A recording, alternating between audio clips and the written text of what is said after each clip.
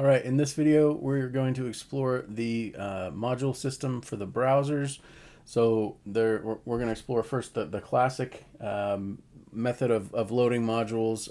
There really wasn't a module system, so we kind of developed a makeshift way of loading external applications.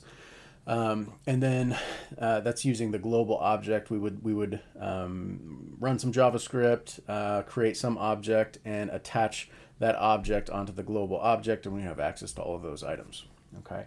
The newer way of doing things is using the ESM module system, so ECMAScript modules, and we'll see how to do that and what differences there are, and there are a couple of gotchas as well to take a look at. So right now, I just have this global.html file. And so this is the older style. This is a really simple HTML file. I'll go ahead and go through the different features of it. So this is the doc type tag. It's actually an older standard to tell the browser what version of HTML you're using. Right, so if you just say doc type HTML, that's HTML5. That's the latest version. That's what you should pretty much always be doing. But there are older versions of HTML, older versions of XHTML, different things like that. Now everything's sort of standardized under HTML5, and so you just need this simple doc type at the top. Here we have the HTML tag. That's the entire document. The language attribute is English, and then the direction of the language is left to right. All right, so inside of the HTML attribute, you primarily have two main attributes, head and body. Head is basically metadata about your document. Everything in the body tag is actually displayed in the browser. Okay, so if we look at the head tag, this is a meta tag that specifies the character set for the document. So this is UTF-8, which is a web standard. It's backwards compatible with ASCII, which is one of the reasons it's nice. And then we have the title global. So this title tag is metadata about your document, and it's what shows up in the tab. So if I open this up in a browser, we see in the tab here it says global. That's from the title tag in there. Okay, and then style is where if we have any CSS that we want to manually type out in the HTML document itself, we use the style tag. I reset the indentation back to the beginning because there's already a bunch of indentation. I don't like having tons of indentation in my code. So when I go into this is an entirely new language essentially, right? CSS is different than HTML. So I go ahead and start the indentation over. And I do the same thing down with JavaScript when I move into JavaScript. Okay, so traditionally, there have been two places where you can add your JavaScript. You could potentially add some JavaScript in the head tag as well. The problem with doing that, if we were to add a script tag here, the body tag will not have executed. And so different elements, if you're interacting with those different elements up here in the JavaScript tag, you won't be able to find them because they don't exist yet. So the latest standard that is developed is anything that's going to be interacting with elements on your page, you add a script tag as the very last element of your body tag. Okay, so you can still load things in the head tag, and that's more for libraries and different things, which that's exactly what we're going to do. We're going to create a module or a library and then import it in the head tag, and then down here in the script tag. So we're in JavaScript land again. You see I reset the indentation, and so in this script tag, we're actually going to access different elements and do things that are interesting. But we have to have the elements exist first, right? Okay. So this is a just standard HTML document. Hopefully everybody's aware of how this works. In CSS, this is a CSS selector. It's selecting the tag HTML. So it's just making sure by default there's a little bit of margin on the HTML element, and then I went ahead and did text align center, and that's going to be inherited by all of the other elements underneath it. So that's why we get the centered text here, global. All right, pretty simple. Now we're going to add a module. Okay, so this is going to be my global module is what I'm going to call it. So new file, my global module. And this is just a regular JavaScript module, so I'm going to call it .js. Now it's not common JS. There's no module system for browser JavaScript until the new module system, or that's not entirely true. There's no common JS module system. There was a version, the AMD asynchronous module. I forget the acronym exactly, but it mimicked the require syntax of common JS, and it was a pretty nice little module system. But it was not officially part of JavaScript. It was a library called require.js, and so that's used. That was used quite a bit in the 2010s. But now the new module system is the ECMAScript module system. So we're going to just talk about that. We're going to talk about the original way of loading things, the common way of loading things, and then the new module system. All right. So the original way is using the global object. The global object in JavaScript is the window keyword. All right. We also want to isolate everything in our module from global object except specifically the thing we want to export. Okay, so we start with our executing function, right? We can do something like this, and that creates a function scope, right, which isolates our inner code here from the rest of the world, right? We can use strict, right, at the top of the function definition. And so now we want to make some global, or some module. So this is my global module, and this is just an object, right? And it'll be an empty object to start with. And then we can attach this to the global object, the window object. So window, and then I can say my global module equals my global module. And this is effectively what people would do to create JavaScript libraries, JavaScript modules, and then expose them. You have to expose them somehow because everything inside of the function scope is isolated from the outer area. So we have to have some way of exposing our module that we just created into the window object. Okay, so this is my global module. And then if I wanted to actually import that into my program, all I need to do is call a script tag and specify a source attribute, right? So the modules I would tend to load in head, right? So this is loading and running a non-modular JavaScript, but it is a module. So this, what I mean by this is this is non-ESM, so ECMAScript module. All right, but it is, considered sort of a module or a library or something like that. So script source, this is relative to the HTML document, right? So I could just say that, or I could say that, either way. This is going to import it's basically just going to run this JavaScript. So if it runs this JavaScript, by the time I get down here into my JavaScript land, I'm starting the application. I should be able to say console.dir and take a look at this, my global module object. Okay, so why can I access this variable? It's because it's technically attached to window, and the way JavaScript works is if this variable is not defined in the current scope, it goes up a scope and looks for it there. If it's not there, it keeps going up and up and up until it gets to the global object. And if it's on the global object, then it grabs that item and places it where the identifier is specified in your code. If not, this will be replaced with undefined, right? All right, so my global module, let's just take a look in the browser. And so with this older style, I can just open a file on my computer. I can open that in the browser. All right, we already did that. But notice the URL here. This is just a path to my my local file system, right? And it is actually a URL, but the URL specifies file : / and then the path, there's 3 slashes because this is Linux, and the first slash is the root of the file system. Okay, so this is a URL for a local file, And that's all well and fine in the older style syntax.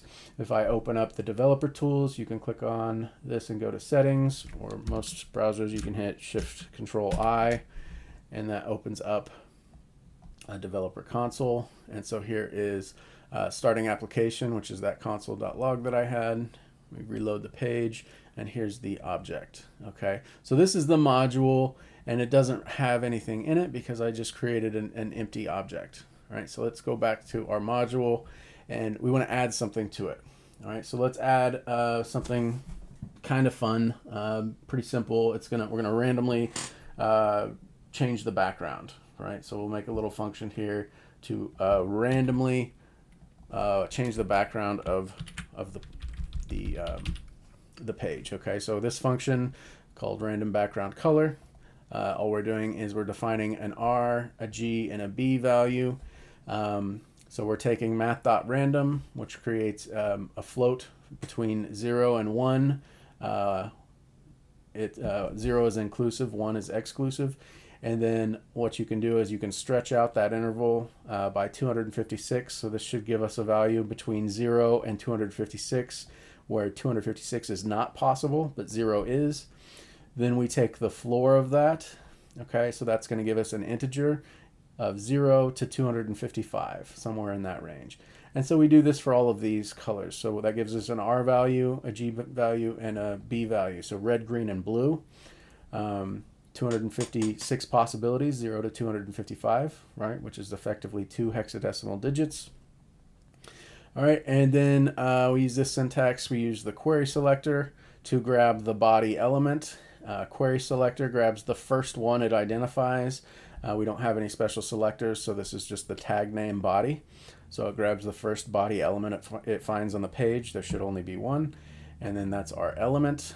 And then I can modify the style properties of this element with element.style, and then specify the CSS property.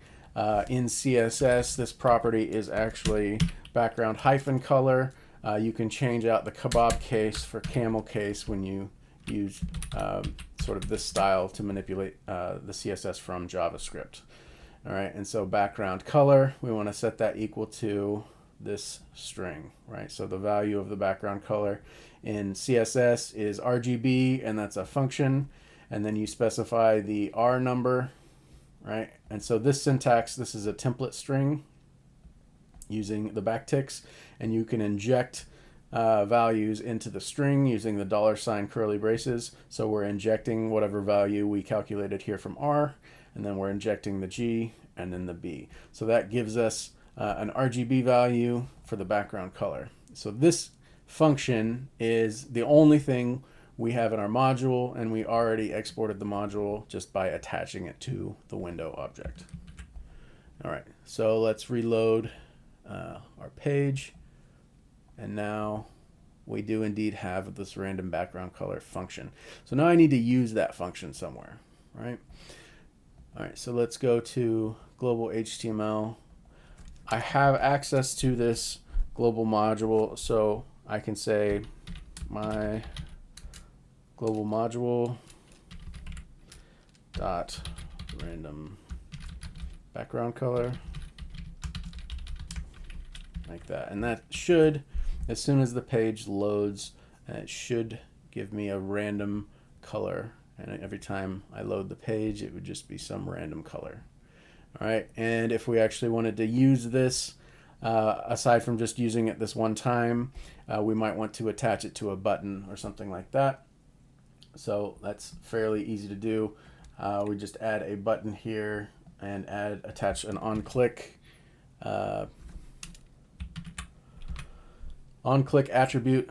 So the on-click attribute, any of the attributes, you just have an equal sign, no spaces. You have an equal sign, and then all of the attributes should be quoted in strings almost universally. There might be some exceptions, but almost always have string values for your attributes.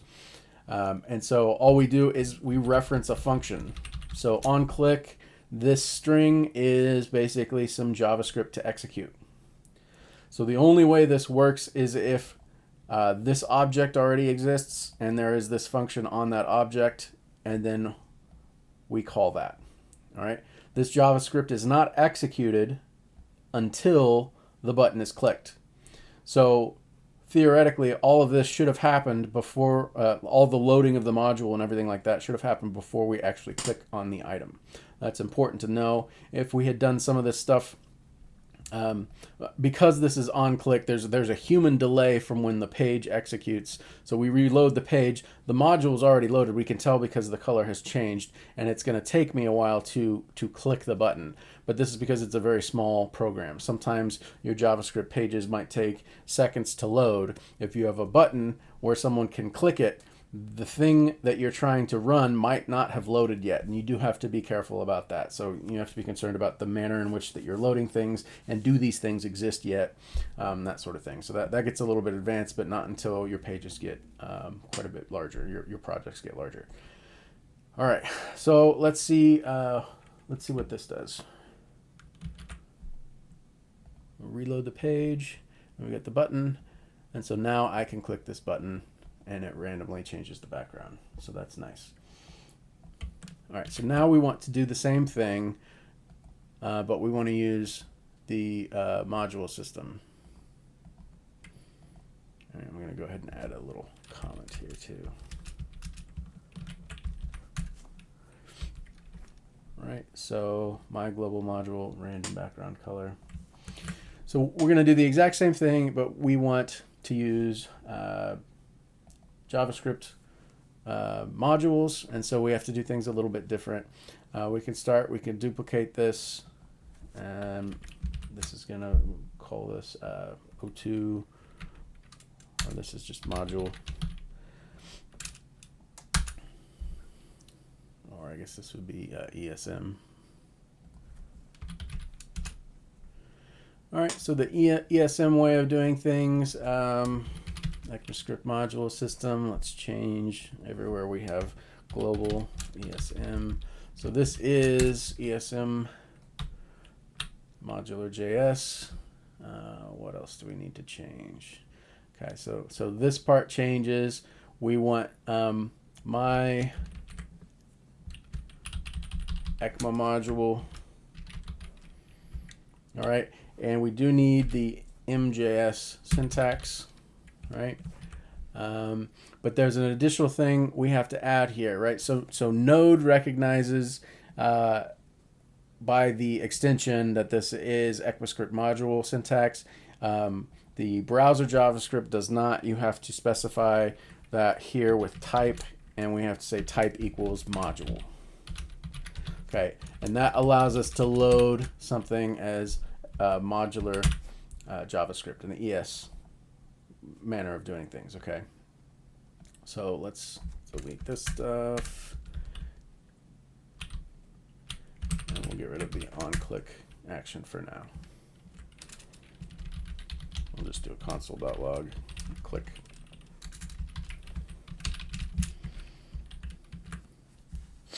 Okay, so button press, my ECMA module. So now I need to create this ECMA module.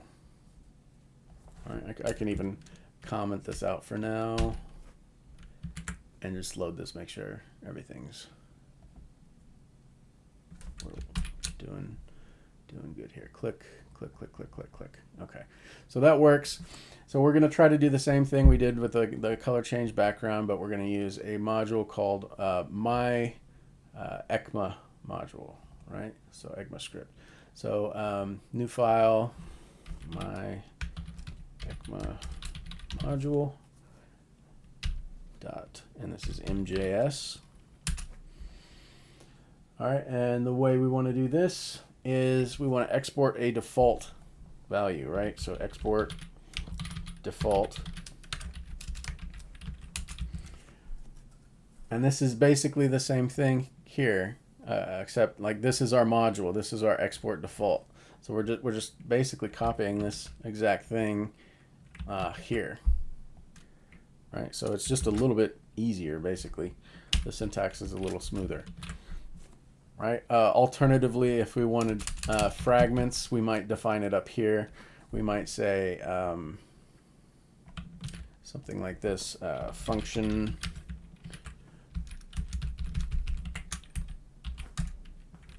Okay, and we want to export this as a fragment. So we can just import this part, and then here specify the default object has this property. So most people are used to the object syntax where you have a colon and then a value. So random background color is the property name, and you specify the property value. The if you there's relatively new JavaScript rules that allow you to, if the name of the item, the identifier is the same as the key name and the value in an object definition, then you can just specify it like this, right? So this is allowed. This is equivalent to saying that, right? And it's just less verbose. So when you see this in an object, you might think, wait a minute, objects are supposed to have key value pairs. Well, it's just, they're the same thing, right? So this is referencing that. So we have a default export, and then we also have a fragment export. All right, so we can go back to our ECMAScript, and we can kind of take a look at what else do we need to do here. Well, first let's make this modular JavaScript, right? I can't immediately just import random background color from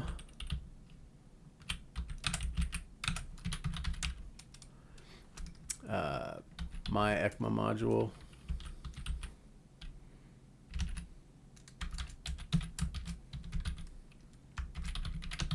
.mjs. Yeah, and I do need the. Okay, so that's my import, and I want to be able to just call this function. Right, so I can call that like this. Now the problem is this script tag is not modular JavaScript. So when I run this, I reload the page, uncaught syntax error, cannot use import statement outside of a module. Right? This is not a module, so I have to add the type here. Type equals module. Okay, so now we're good. Let's reload this item. Okay, now you'll see this a lot. Access to a script at my ECMA module from origin null has been blocked by a CORS policy. So we're going to have a whole separate video on CORS. CORS is somewhat complicated and very frustrating when you're new to it. It's a safety mechanism of the browser for cross-origin requests. So if I have a web page and I download the HTML, and I also want to download some JavaScript and download a lot of different libraries, I generally want them to all be from the same place to make sure that my code runs as expected. If I'm downloading from lots of different places, somebody else might have changed the code on one of those other servers. If I don't have control over all of the servers, then somebody else, I could have a perfectly good working operating site, and then somebody else is in charge of a different library and they change something to make it malicious, right? That's a possibility.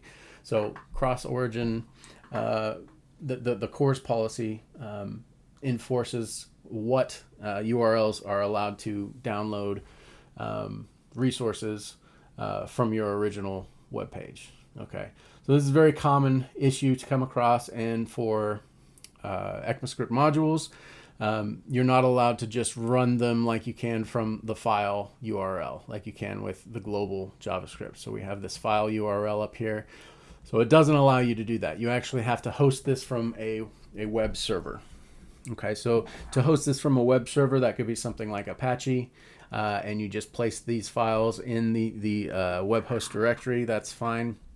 But really probably the easiest way to do this, if you have Node installed, which you should, you just say npm install globally the HTTP server.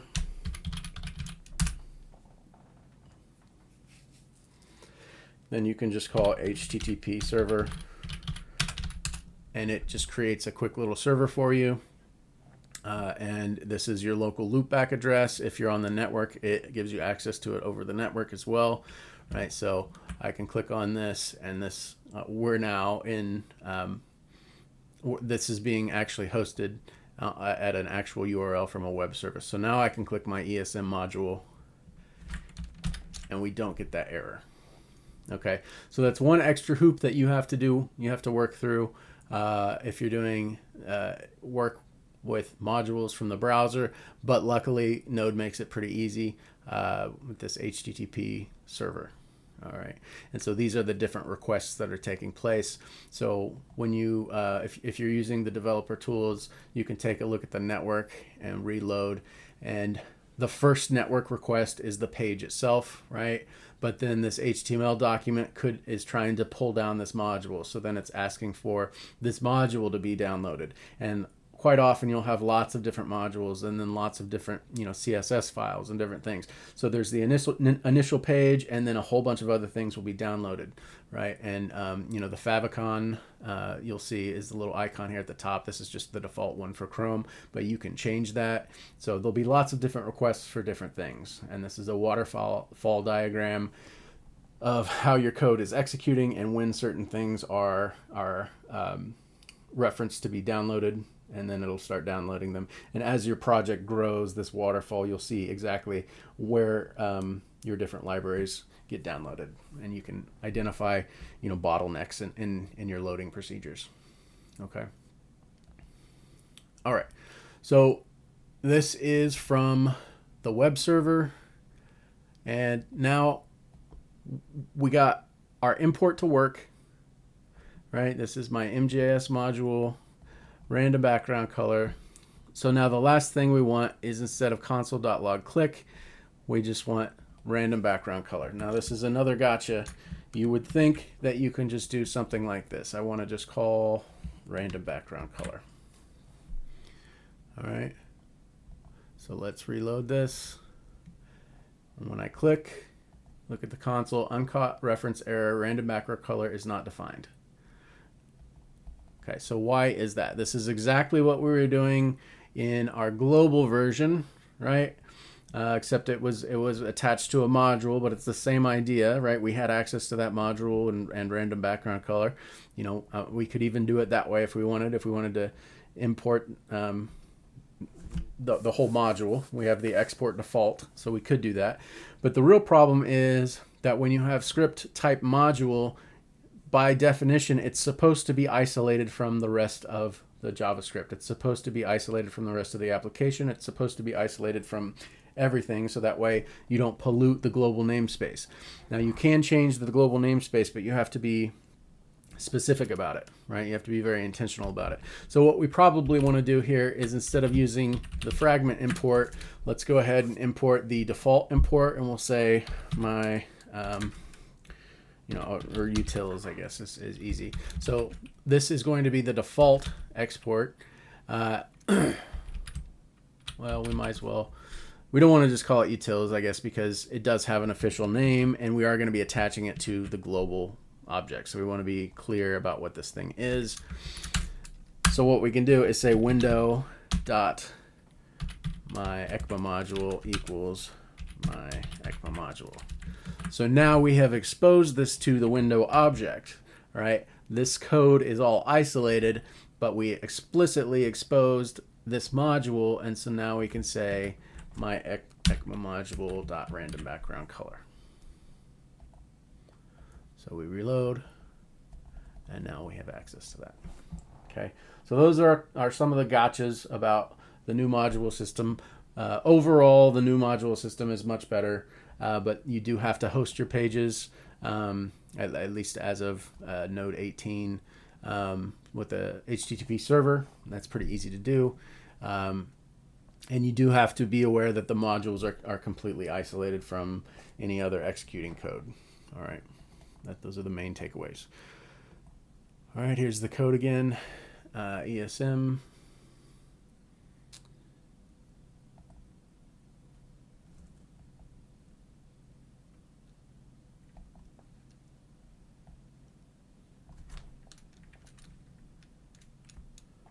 Right, and so we didn't actually even need to do this part, right? We kept this commented out simply by referencing the import it automatically goes to the web host and asks for this object.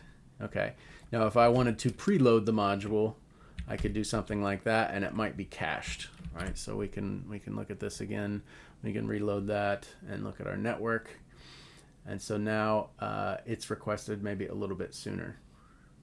All right, we could compare that and we could see how that works, right? So once it's been downloaded once, you might reference it in several different other scripts, right? This is a very small example.